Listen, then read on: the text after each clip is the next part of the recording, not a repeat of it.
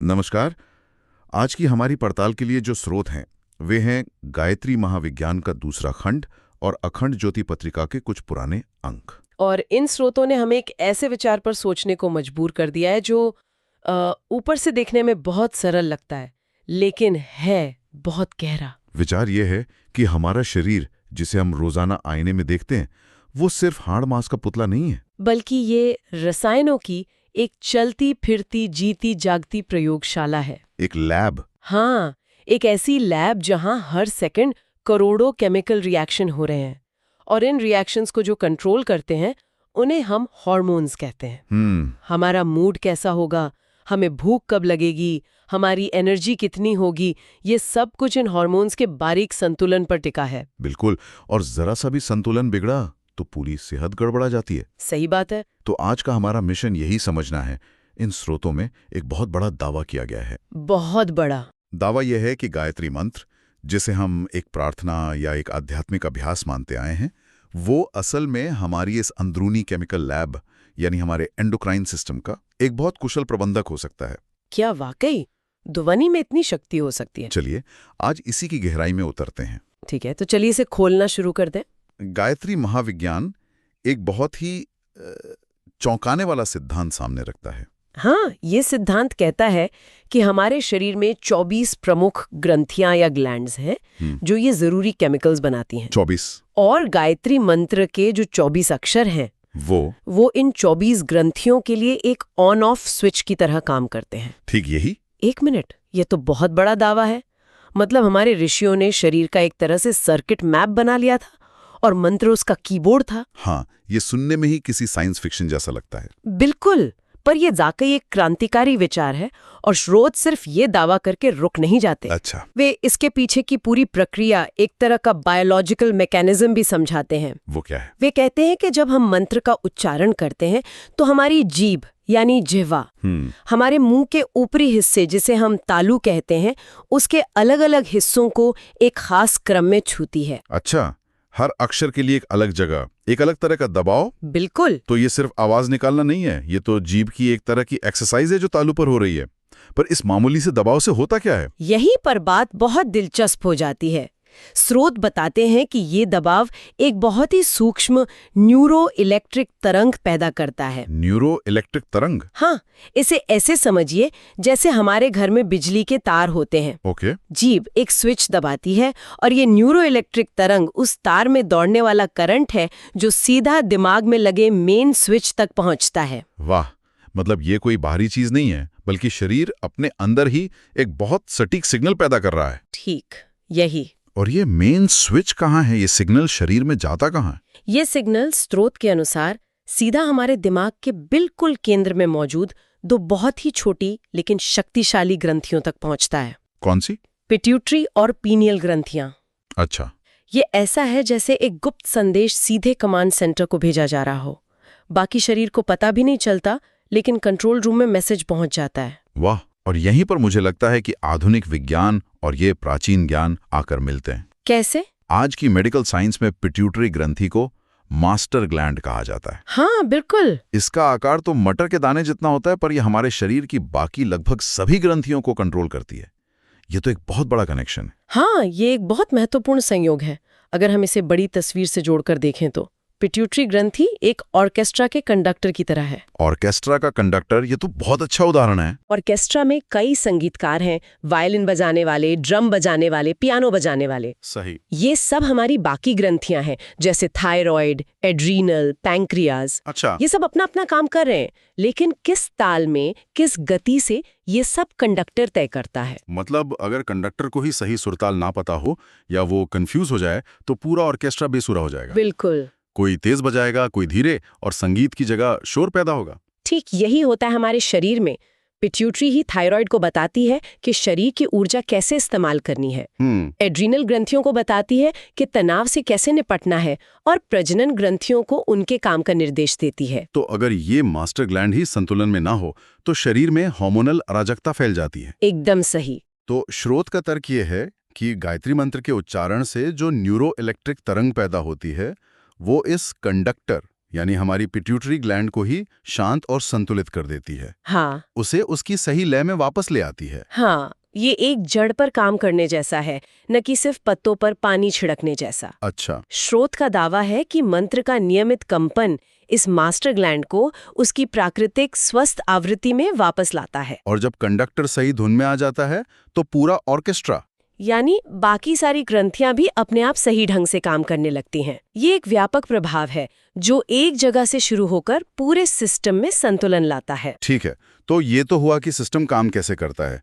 ये एक तरह का रिकैलिब्रेशन है जो हम मंत्र के जरिए अपने शरीर का कर सकते हैं। हाँ, कह सकते हैं। पर इसका आज की जिंदगी में क्या मतलब है? आजकल की जो आम बीमारियां हैं जैसे थायराइड या डायबिटीज, क्या ये स्रोत उन्हें भी इस मंत्र से जोड़ते हैं? बिल्कुल।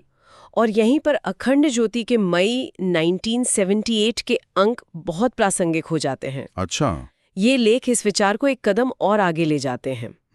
स्रोत का कहना है कि आज के दौर की ज्यादातर लाइफस्टाइल से जुड़ी बीमारियां जैसे थायराइड का कम या ज्यादा काम करना, मधुमेह यानी डायबिटीज, यहाँ तक कि चिंता, डिप्रेशन जैसी कई मानसिक और भावनात्मक परेशानियां भी कहीं ना कहीं इन ग्रंथियों से निकलने वाले रसायनों के असंतुलन का ही नतीजा है। और हमारी भागदौड़ भरी जिंदगी, तनाव और गलत खान-पान इस ऑर्केस्ट्रा को बेसुरा कर देता है। बिल्कुल। और दिलचस्प बात यह है कि स्रोत सिर्फ समस्या बताकर नहीं छोड़ते। नहीं, वे इसका समाधान भी बताते हैं। और वो क्या है? हाँ, और समाधान बहुत ही सटीक है।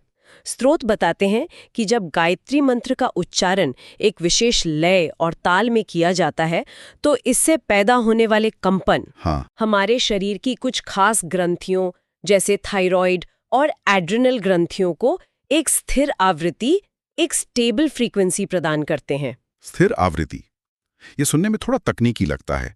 इसका आसान मतलब क्या हुआ? क्या ये ऐसा है जैसे हम किसी रेडियो को सही स्टेशन पर ट्यून करते हैं ताकि आवाज साफ आए? आप इसे ठीक वैसा ही समझ सकते हैं। ये एक बेहतरीन उदाहरण है। अच्छा। तनाव और गलत जीवन शैली के कारण हमारी ग्रंथियां अपनी प्राकृतिक लय खो देती हैं। वे या तो जरूरत से ज्यादा हार्मोन बनाने लगती हैं जिसे हाइपर सेक्रीशन कहते हैं, या फिर बहुत कम जिसे हाइपोसेक्रीशन कहते हैं। तो वे उस रेडियो की तरह हो जाती हैं जो 2 स्टेशनों के बीच फंस गया हो और सिर्फ खरखराहट की आवाज आ रही हो। बिल्कुल। तो मंत्र का लयबद्ध कंपन उस ट्यूनिंग नॉब की तरह काम करता है जो उस खरखराहट को खत्म करके उसे वापस सही फ्रीक्वेंसी पर सेट कर देता है। ठीक यही बात। स्रोत के अनुसार मंत्र की ध्वनि का नियमित और लयबद्ध कंपन इन ग्रंथियों को उस अस्थिरता से बाहर निकालकर उनकी मूल, स्वस्थ और स्थिर आवृत्ति पर वापस ले आता है। एक तरह की सोनिक ट्यूनिंग। हाँ, ध्वनि द्वारा शरीर के आंतरिक संतुलन को फिर से स्थापित करने की प्रक्रिया। गायत्री महाविज्ञान में एक और बहुत ही सुंदर, लगभग काव्यात्मक अवधारणा का जिक्र है, मंत्र की सूक्ष्म ऊष्मा। ये क्या है? क्या इससे शरीर सच में गर्म हो जाता है? ये एक बहुत अच्छा सवाल है। ये शाब्दिक गर्मी नहीं है जैसे आग या हीटर से मिलती है। तो फिर इसे आप एक तरह की ऊर्जावान गर्मी समझ सकते हैं। स्रोत के अनुसार जब मंत्र का सही ढंग से, सही भाव से जाप किया जाता है तो उससे सिर्फ ध्वनि ही नहीं, एक सूक्ष्म ऊर्जा भी उत्पन्न होती है। अच्छा। यह ऊर्जा शरीर के उन सूक्ष्म चैनलों या मार्गों में पहुंचती है जहां ग्रंथियों से निकले हार्मोन्स का प्रवाह होता है।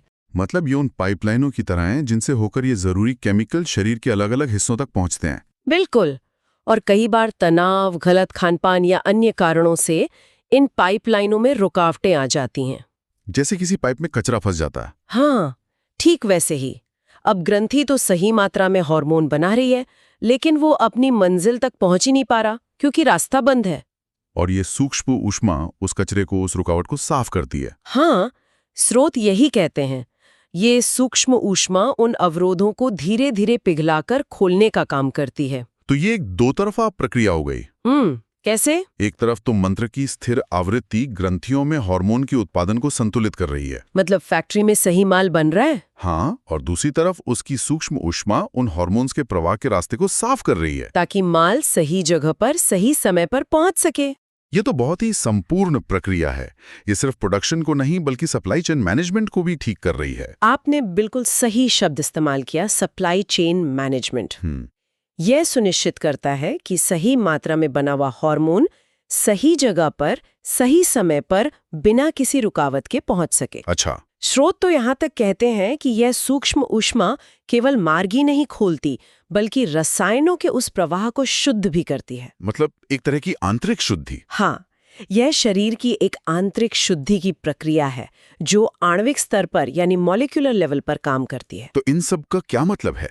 अगर हम इन सभी स्रोतों से मिले ज्ञान के मोतियों को एक धागे में पिरोएं, तो आखिर में हमारे हाथ में क्या आता है?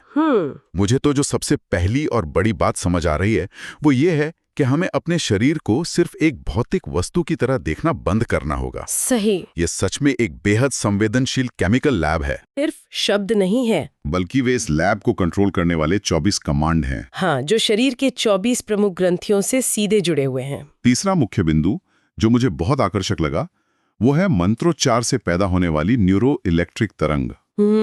ये कोई काल्पनिक चीज नहीं है, बल्कि एक जैविक सिग्नल है जो जीभ और तालू के संपर्क से पैदा होता है और सीधा हमारे दिमाग के कमांड सेंटर यानी मास्टर ग्लैंड पिट्यूटरी को प्रभावित करता है। हाँ, और अंत में चौथा और सबसे व्यवहारिक बिंदु ये है कि मंत्र की एक विशेष लय और उससे उत्पन्न सूक्ष्म ऊष्मा हार्मोनल स्राव को न सिर्फ स्थिर कर सकती है, बल्कि उसके प्रवाह के मार्गों को भी साफ और शुद्ध कर सकती है। उत्पादन और वितरण दोनों को अनुकूलित करता है। बिल्कुल। ये सब मिलाकर एक बहुत ही गहरी और समग्र तस्वीर पेश करता है। हाँ, ये सिर्फ विश्वास या आस्था की बात नहीं रह जाती, बल्कि स्रोत इसे एक व्यवस्थित वैज्ञानिक प्रक्रिया के रूप में प्रस्तुत करते हैं जिसका एक कारण है और एक प्रभाव है।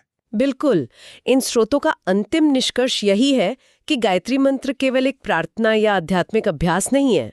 तो क्या है? अगर हम उनकी भाषा में कहें तो यह एक बायोकेमिकल रेगुलेटर है। बायोकेमिकल रेगुलेटर, एक ऐसा ध्वनि आधारित उपकरण जिसमें शरीर की आंतरिक केमिस्ट्री को बदलने, उसे फिर से संतुलित करने और उसे शुद्ध करने की क्षमता है।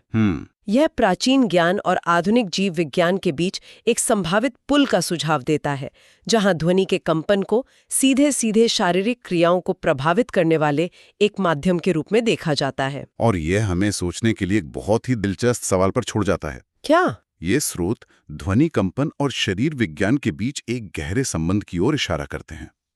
तो सवाल ये उठता है कि हमारी अन्य कौन सी प्राचीन प्रथाओं में, जैसे योग या ध्यान, चाहे वो योग के अलग अलग प्राणायाम हों, ध्यान की विभिन्न तकनीकें हों या फिर हमारे शास्त्रीय संगीत के अलग अलग राग हों, क्या उनमें भी ऐसे ही वैज्ञानिक सिद्धांत छिपे हो सकते हैं जो हमारी आंतरिक रासायनिक प्रक्रियाओं को प्रभावित करते हैं और जिन्हें हम आज तक पूरी तरह से समझ नहीं पाए हैं?